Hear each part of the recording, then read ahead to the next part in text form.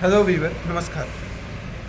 अगर आप Bihar civil code की तैयारी कर रहे हैं और एग्ज़ाम डेट को लेकर परेशान हैं तो ये वीडियो आपके लिए खास महत्वपूर्ण होने वाला है। दोस्तों, वीडियो शुरू से अंत तक देखिएगा। मैं कुछ ऐसी बातें आपके सामने रखने वाला हूँ जो आपकी आंखें खोल देगी और आप ये मान के चलिए कि इस वीडियो को देखने के बाद आप बहुत कुछ बेहतर कर सकते हैं औरों के कंपेयर में। तो दोस्तों, आखिर वो कौन सी बातें होंगी उनको हम एक एक करके इस वीडियो में जानते हैं।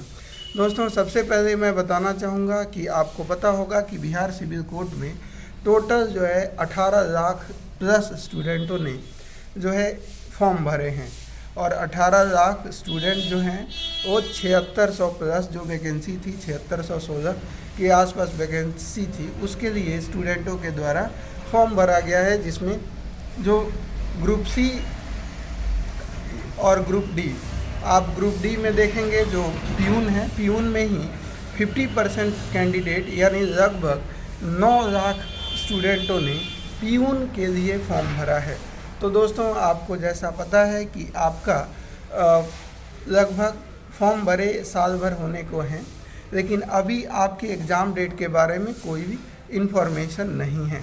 एग्ज़ाम डेट कब तक हो सकता है, इसकी कंपटीशन लेवल क्या रहने वाली है, साथ ही साथ प्रीवियस कट ऑफ जो है वो क्या गया था, और यदि आप सीरियस कैंडिडेट हैं तो आपको, अगर आपने सिलेबस पूरा कंप्लीट कर लिया है और आप मॉक टेस्ट दे रहे हैं तो उसमें कितना स्कोर आपका अगर आ रहा है तो सेफ़ आपके लिए है, वो सेफ़ स्कोर है जो कि आपको मेरिट लिस्ट में आपका नाम चमकाने के लिए इम्पोर्टेंट हो जाता है, उसको भी हम जानते हैं।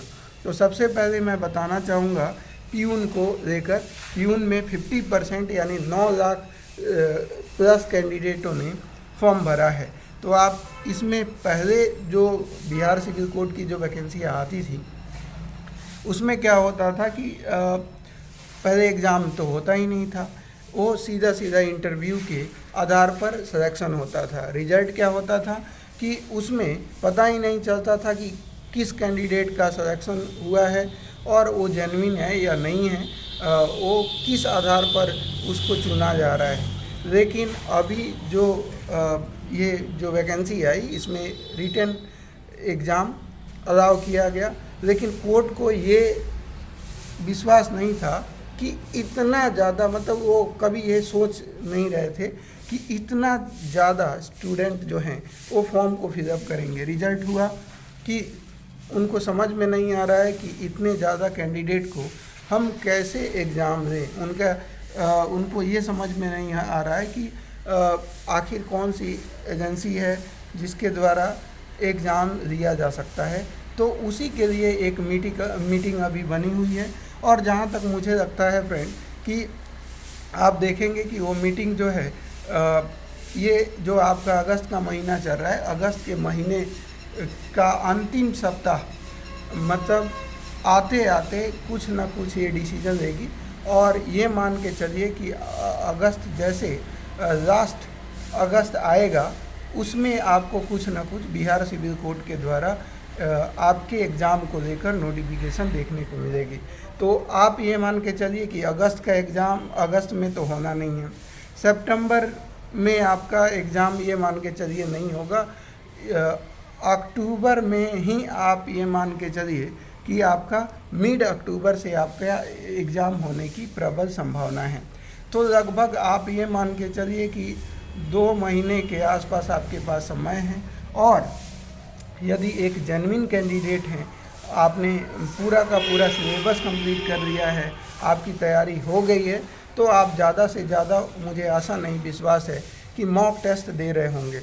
अब बात कर लेते हैं कि मॉक टेस्ट में आखिर कितना नंबर आपका आ रहा है, तो उसको हम समझे कि वो आप जो है सेफ़ हैं, आप और स्टूडेंट के कंपेयर में आपके सिलेक्शन की संभावना ज़्यादा है। तो प्रीवियस अगर आप जो कटअप को देखेंगे बिहार सिविल कोड का, तो प्रीवियस कटअप था जनरल की अगर हम बात करें तो 76 के आसपास था, और जनरल के बाद EWS की बात करें, EBC, BC और जो SC ST कैटेगरीज हैं, इसमें आप 2 नंबर से लेकर और 6 नंबर तक ऊपर नीचे आपका मार्क्स हो सकता है। यानी 76 से अगर EWS हैं तो 2 नंबर पीछे कर दीजिए, यानी 74 हो जाएगा। OBC हैं तो 73 कर दीजिए। SC ST हैं तो 76 से वो 70, ST हैं तो आप ये मान के चलिए कि 70 हो जाएगा, ST हैं तो वो 72-73 के आसपास होने वाला है। तो दोस्तों, अगर आपके मॉक टेस्ट आप दे रहे हैं तो आप अपने आप को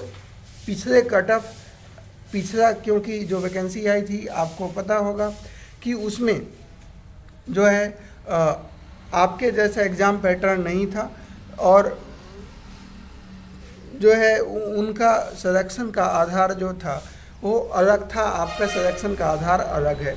अब जो सिलेक्शन होना है, आपको पता है कि ज़्यादा कैंडिडेट हैं तो निश्चित तौर पे आपका केवल एक एग्ज़ाम नहीं होना है, आपके 2 एग्ज़ाम होंगे, प्री और मेंस। जैसे बिहार सिविल कोर्ट के प्यून की मैं बात करूं तो 1600 के आसपास वैकेंसी है, तो उसका 10 गुना कैंडिडेट लिए जाएंगे, मेंस एग्ज़ाम में बैठेंगे। यानी 16,000 के आसपास जो कैंडिडेट होंगे वो मेंस एग्ज़ाम में बैठने वाले हैं।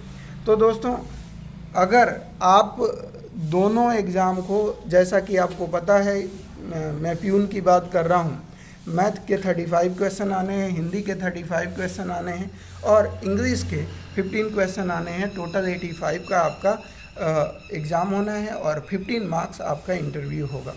तो मॉक टेस्ट मैं पूरा जो 76 बता रहा हूँ, इसको आप मान के चलिए कि 76 आपको लाने ही लाने हैं हर हाल में। लेकिन ये 76 क्या है? 76 मॉक प्लस आपका इंटरव्यू दोनों को मिला के मैं बता रहा हूँ।